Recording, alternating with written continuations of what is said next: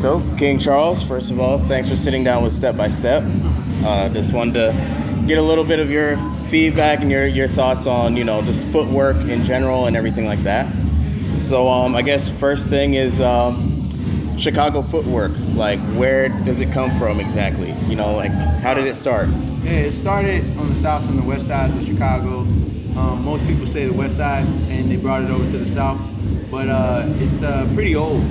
I'm third generation, so it started like in the early '80s with house music. Okay. Yeah. We have our untold story about house music that's in connection to New York and Detroit and London. So we help really build history and a strong legacy for house. But our music evolved through time. So that's what helped influence us to develop the style of footwork that we do in Chicago still today.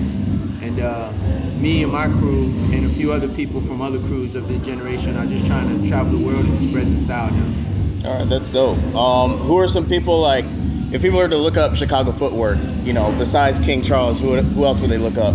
Oh, well, you can look up the whole Creation Global.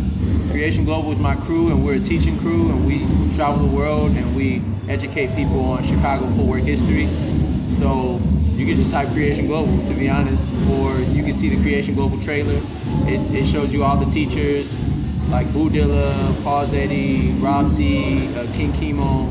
There's a bunch of us, Yeah, definitely. All right, that's what's up. And then in terms of, like, how important do you feel footwork is in terms of street dance? Because, like, right now you see a lot of people, like, you'll see poppers, they just stand in one spot. So yeah. How do you see its role right now and where it's going to go? Well, the reason why I came up with this event in the first place is because I've been living in LA for 5 years, and I've watched a lot of battles and I've done a lot of battles. And if I look at them from a footworker's perspective, their feet are not moving hardly at all, Some dancers, of course, but the majority of the dancers don't challenge their lower body the same way that they do their upper body.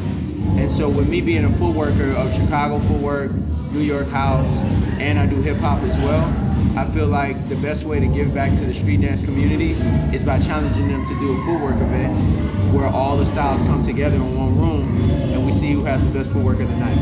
Yeah. That sounds like a plan. All right, man. Well, thanks for sitting down with us. No worries, and man. We'll be seeing you on the dance floor. Yes, sir. Yes, sir.